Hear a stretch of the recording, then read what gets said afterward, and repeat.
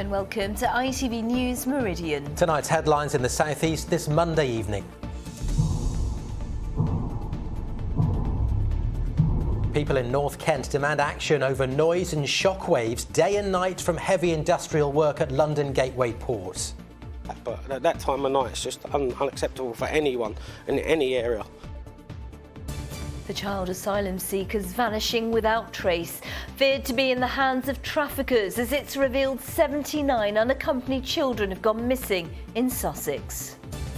Also tonight, the £4 million package of road improvements being blamed for gridlock in Burgess Hill.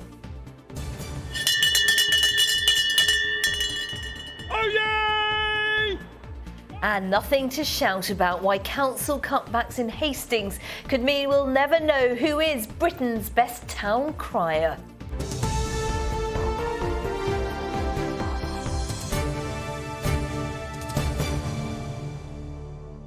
Good evening.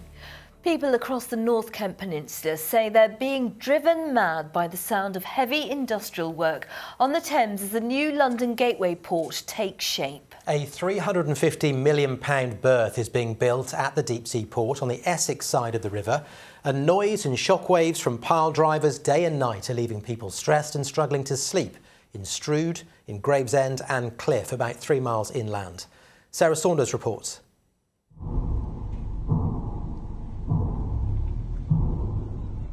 This is what residents in North Kent have been enduring for hours on end.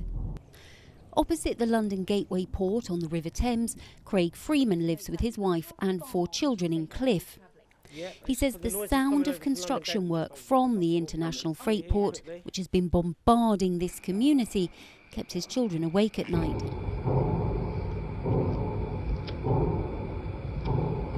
It's just a constant thudding noise. It's like a big brass drum going off constantly all the time. It was just absolutely ridiculous. For such a constant long time, over that period of the 2-3 days it's gone on so far, it's just a nightmare really.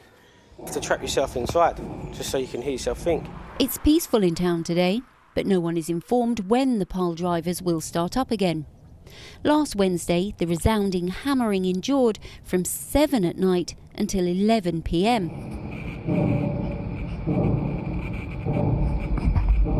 And it was back again the following evening. It just goes bong, bong on this regular interval all the time.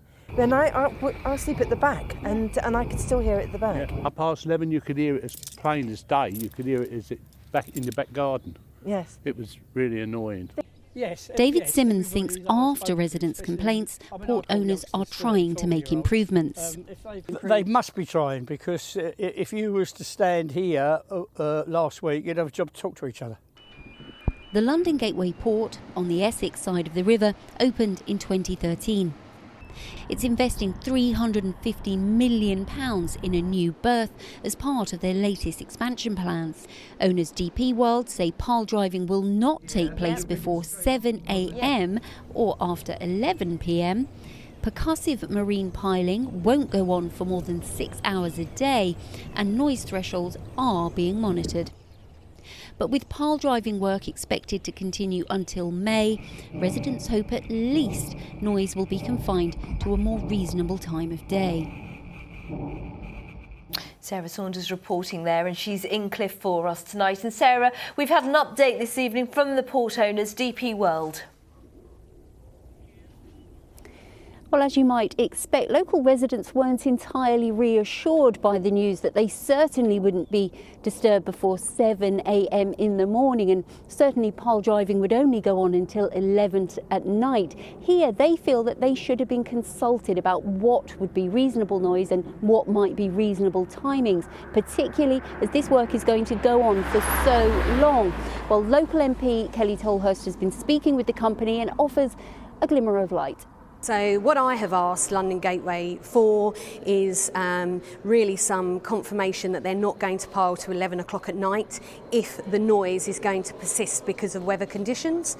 And currently I know that they're in discussion with contractors to see whether or not they can change the way they're piling in order to reduce the noise levels and get some clarity and confirmation around timings that the contractors can work.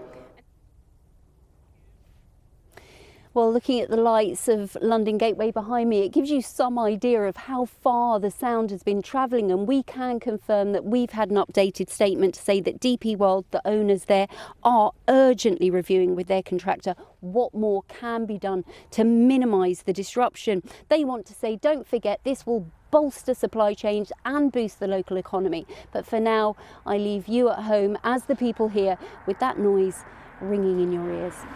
Sarah Saunders in Cliff tonight, thank you. In other news, an Egyptian man who attempted to arrive in the UK by crossing the channel in a small boat has been jailed. Gamal Ali, who's 36, was travelling with 45 other migrants in November when the vessel was intercepted by Border Force. He was found to have been piloting the boat for at least 2 minutes and has been sentenced to 29 weeks. Police are investigating a number of reports of school children being approached by a man in Brighton and Hove. Similar incidents have been reported on the Cressway, Dyke Road, Montpellier Road and Newchurch Road in the past 2 weeks, and police are trying to establish whether they are linked.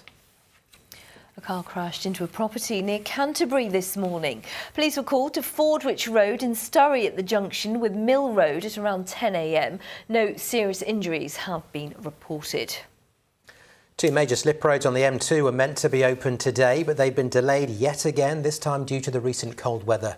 Thousands of drivers are caught up in daily delays and diversions at Junction 5, affecting traffic between Maidstone and Sittingbourne. It's now expected to reopen on the 30th of January. Now, it's been claimed hundreds of young asylum seekers are going missing from hotels in the south as they wait for their claims to be processed. A whistleblower alleges that the Home Office ignored warnings and says many of the youngsters are being taken by traffickers. Well, latest figures show 222 young asylum seekers have gone missing without a trace, including 79 from one hotel in Hove. Well, our political correspondent Phil Hornby is in Westminster for us this evening. Phil, the numbers of missing children are pretty shocking, aren't they? Potentially horrific, Matt. We know that thousands of young people without family members, so-called unaccompanied minors, have crossed the channel in small boats, arriving in Sussex and in Kent in recent years, and some of them have vanished without trace. This latest example is in Sussex. Now, when they arrive here, the Home Office find them accommodation, mostly hotels, and then it's up to the local council to make sure that their safety and welfare are looked after. Now, it's my understanding this particular hotel in Hove received an influx of young people, and the local council, Brighton and Hove, weren't even told that they were there. So now we've got this very serious situation, and we've been speaking today to a councillor from Brighton and Hove. Some of these children may lose their lives. It is that serious. There has been an absolute failure of child safeguarding. This is a child safeguarding catastrophe, and it's not comparable with anything we've seen in modern times.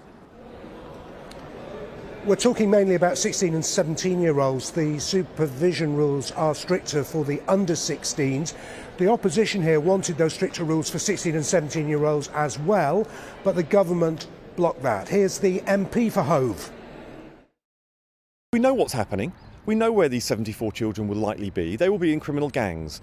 Let's just be blunt about what that means. It means that the boys will be pushing drugs, and it means that the girls will, by all likelihood, be drifting into some kind of sex work. This is what is happening in our country. Now, people behind me in Parliament voted against the measures that could have kept these kids safe. Why? Because if it was any of their children, one of their children that had gone missing, believe me, the law would have changed. But we are now talking about over 100 children, 74 from the community I represent in Parliament, have gone missing, and still they do nothing about it.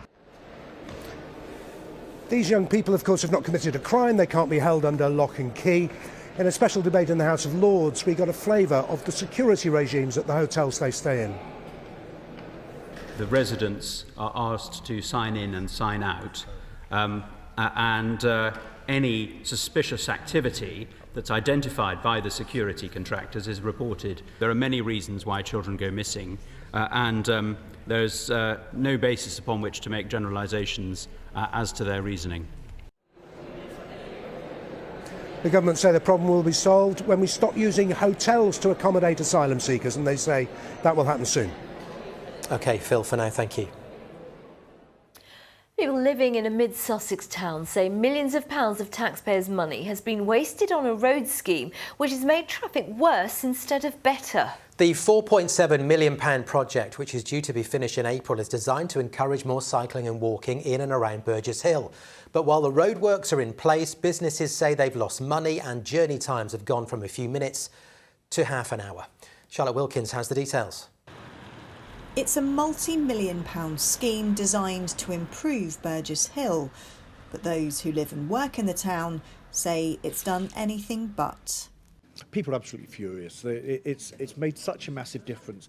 Burgess Hill is a small town, and the conversation continually, whenever anybody talks about the roadworks, is just pure frustration, complete and utter disbelief that we've got to this situation. Because a lot of people who do come to town don't cycle. I get that they're trying to encourage that, and that's obviously the movement forward. But putting cyclists and pedestrians on the same little bit of pavement is a little bit of a recipe for disaster. As part of the work to link up cycling and pedestrian routes around the town, a mini roundabout has been removed and a traffic light junction has been put in its place. Taking the mini roundabout, which has really got people's goat, they haven't understood why, and it's been really a lesson learned for everybody who's been involved in those meetings and those conversations to understand that actually they should have been telling people why those traffic lights were coming on board. And those local traders, many who I saw in Small Business Saturday, really want people to be able to get to their doors, not being held up by roadworks. But as you can see today, we are moving into the phase where it is starting to showcase that it hopefully will work. And if not, I'll be holding the council to the account. Temporary traffic lights have also been installed further up the main road, while the next phase of work continues. But many say the new scheme has created more traffic problems than it solves. At peak times, especially at the moment because of the temporary traffic lights that are further down this road, we will still see some delays. We're trying to do all we can to mitigate those. When the temporary traffic lights have gone, our data shows us that this junction will perform as well as the mini roundabout did in the past, and potentially better at peak times because of some of the information we have at that system. So we've got a system called Mover. So at peak hours, we will be able to actually support some of that traffic moving quicker through this junction. The council says it's been monitoring driver behaviour and has introduced signage and road markings to improve safety. But with a growing petition signed by over 1,500 people to reinstate the roundabout, many simply aren't convinced that these are improvements at all. Charlotte Wilkins, ITV News, Burgess Hill. Next, doctors are demanding changes from the government to make it easier for them to work more hours to cut NHS waiting lists. Yes, they say complicated pension rules can result in a 5-figure tax bill. It means once they pass a particular threshold, they will effectively be paying to do more work. Well, instead, some are retiring early or reducing how many shifts they do at a time when NHS job vacancies are at a 5-year high. With more, here's James Webster. More than 7 million people are on NHS waiting lists. The Prime Minister has promised to reduce that number. More than ever, hospitals need experienced doctors. Doctors like Wayne Jaffe. Instead, with decades of experience as a cancer specialist, he's retired. He is still doing some work for the NHS. He wants to do more, but says he can't because he'll end up with a significant tax bill. I was starting to receive the dreaded brown envelopes from the taxman. These bills can literally run into tens of thousands of pounds. And both my accountant and independent financial advisor said, you have no choice, you have to leave the NHS pension scheme. So basically I was between a rock and a hard place. I had to retire from the NHS. Unlike private sector workers, doctors can't control how much they pay into their pension.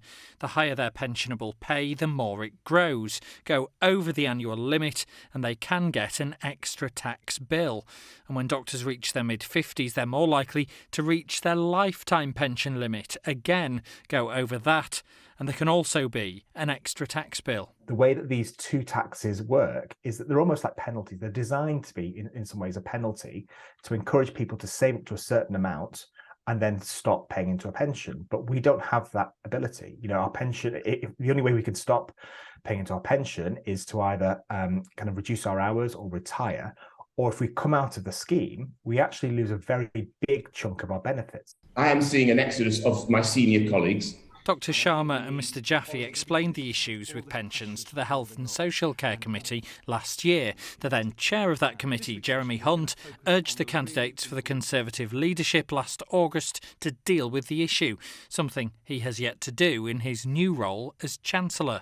And it's disappointed the British Medical Association here in our region. If you think about it, these are the experienced doctors, the consultants, the specialists, associate specialists, who can deal with patients' issues very quickly because we can manage that complexity with all that experience, and they're losing people. People are dropping sessions all their time.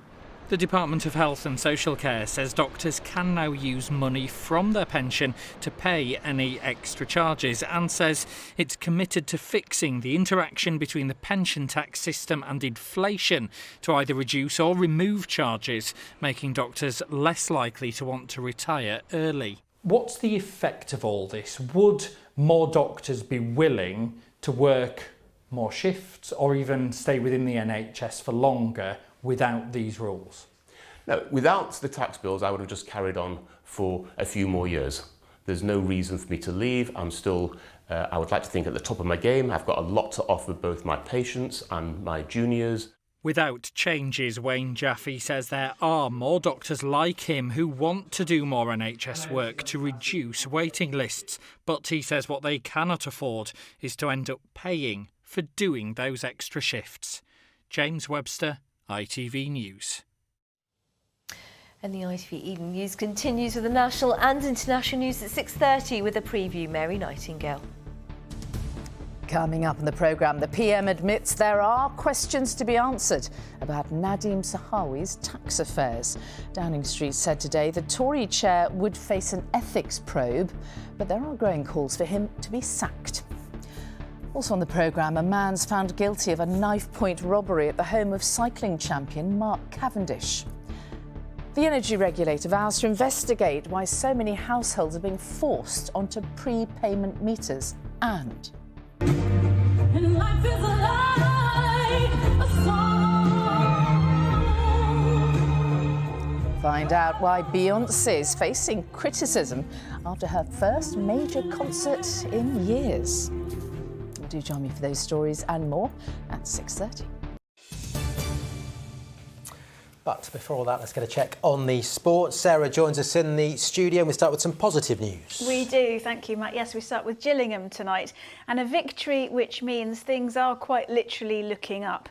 It might not look much, but Saturday's 2-0 win at Colchester lifts the Gills off the foot of the Football League, albeit only on goal difference. A hard-fought point for Brighton coming up, but we start with that Gillingham victory.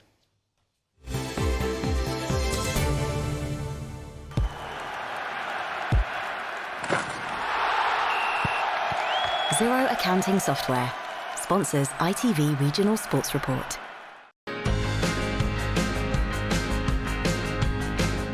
Gillingham boss Neil Harris issued a heartfelt thank you to the fans who travelled to Colchester, backing their side to help claim a crucial 3 points.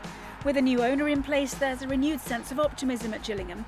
Saturday's victory securing back-to-back wins in League Two for the first time this season. Goals from David Chutonda and Tom Nichols built on last week's win over Hartlepool, providing the foundations for a survival push.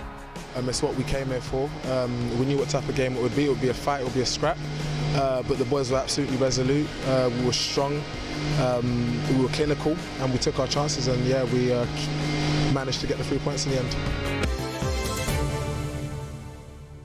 Yes, he certainly is. Right, no game this weekend for Crawley, called off due to a frozen pitch.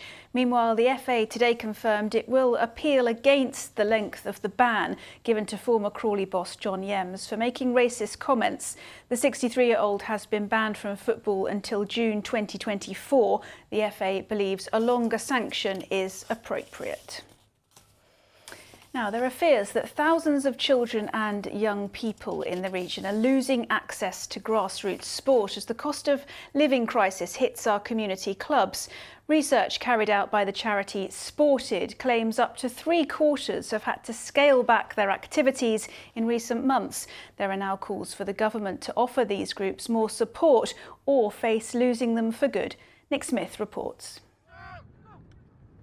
From the potential elite athletes of the future to those who just want a passion to keep them active well into adulthood, it all starts in a place like this.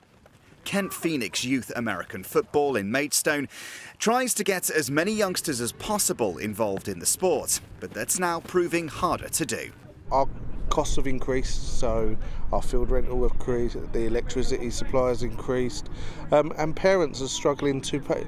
We have to charge subs, even though they're minimal and they're as low as we possibly can, but sometimes with not much funding about or not much grants about, it's very hard to do. Estudiantes FC is one example of how sports clubs are rooted in community engagement, taking on hundreds of young people, many of whom come from disadvantaged backgrounds, offering tutoring pathways into maths and English. Sports had a big factor in my life. It's really helped a lot of us pass our English and maths. You know what I'm saying? We have a lot of people that haven't passed it, but they get us the services we need, they get us the teachers we need to help us pass. It helps me so much to make friends, as I was new here, and as soon as I came in the team, I knew all people, and it helps me a lot with a relationship with people. But the charity Sported fears that clubs like this could struggle to make it through the year, with up to 3/4 of organisations it assists saying their spending has risen by 50% or more.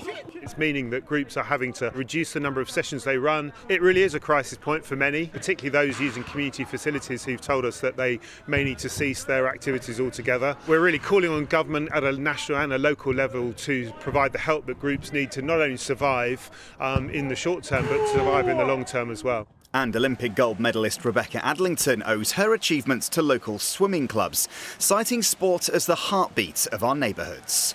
It's a very hard place for anyone to be in the country right now with everything going off, and sport can just give you that positivity, uplift any sort of negative feeling. It's a brilliant thing for your physical, mental health as well, and it gives a lot of people a lifeline. The Department for Culture, Media and Sport told ITV News we have made £1 billion available for the survival of sports and leisure sectors during the pandemic, and are now giving councils an additional £3.7 billion for key services like leisure centres. But once that amount is divided across numerous departments of hundreds of local authorities, those in grassroots sport fear little will be left for the 150,000 clubs across the country, many facing a fight to keep their heads above water. Nick Smith, ITV News. Yes, they really are vital, aren't they? Let's hope we can hold on to as many as possible. Absolutely right, Sarah. Thank you very much. Now, it's a tradition that dates back to medieval times. Town criers delivering the news at high volume to the local population. See, I think I would be good at that. Shall I get you a bell? Maybe you should. Well, for decades, there's been an annual competition held in Hastings to find the best in the business. But now the competition, the oldest in the world, is at risk because of council spending cuts. Glenn Thompson can tell us more about it. This seaside town in East Sussex could be about to lose an age-old tradition. Hastings Borough Council, who fund the project, are putting together plans to stop the annual Town Crier contest. It's all part of cost-cutting measures. Well, people from across the UK and indeed Europe come here to enter the national competition to try and win the coveted title Town Crier. The contest would have been celebrating its 70th anniversary this year in October here in Hastings, but of course by the end of the year those familiar cries of "Oh yay, oh yay, oh yay" could become a thing of the past. Historically, the local town crier was the main way of communicating to the masses. And according to another South Coast crier, the art of bellowing out the news should never die. The public absolutely love tradition. People stopping, watching us here now. They stop and chatting, they're calling out. The people absolutely love our traditions, and it's really important that we maintain our traditions and long may it continue. In a statement, Hastings Borough Council say these proposals are in draft form and we're asking people for their views before the final budget is set. With reducing income and increased costs, we will have to make difficult decisions around non-statutory services. The cost for the annual contest is around £2,000, the majority of which is used to help accommodate visiting town criers who wish to take part in the competition.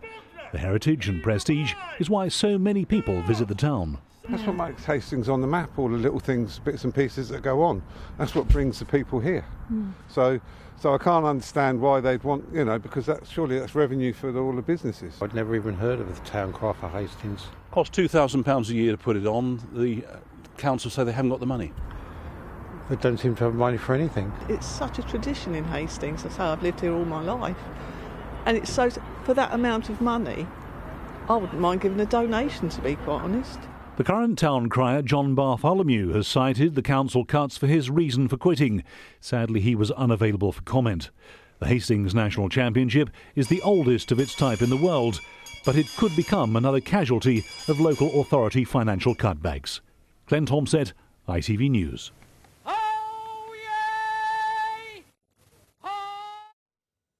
It's a shame. It would be a shame. It would be. I love a bit of tradition, and they were the newsreaders of their day. I could see you doing that. Can you? With the hat. Yeah, thank definitely. you. Yeah. Squall. Now, let's get a check on the weather forecast. Here's James.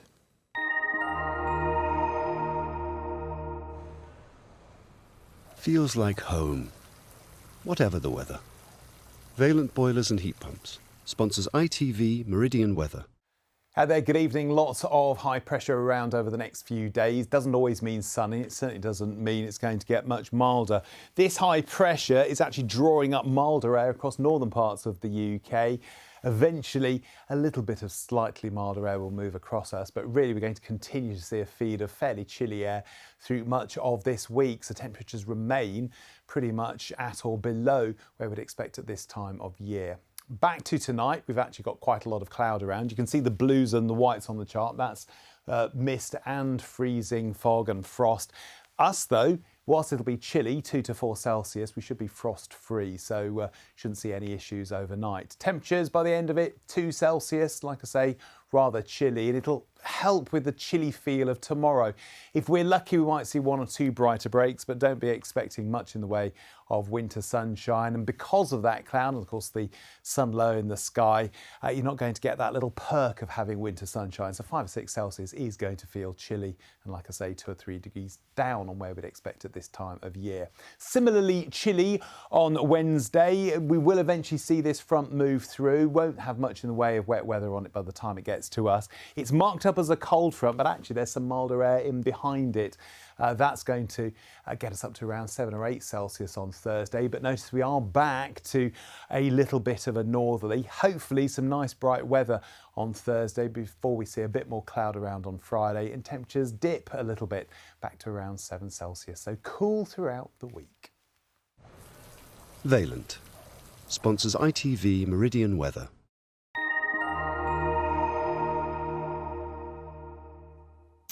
Well, in just a moment here, we've got the ITV Evening News coming up with Mary Nightingale. I'm back with your late update just after 10:30 this evening, but for now, from the team, that is it. Thank you very much for watching.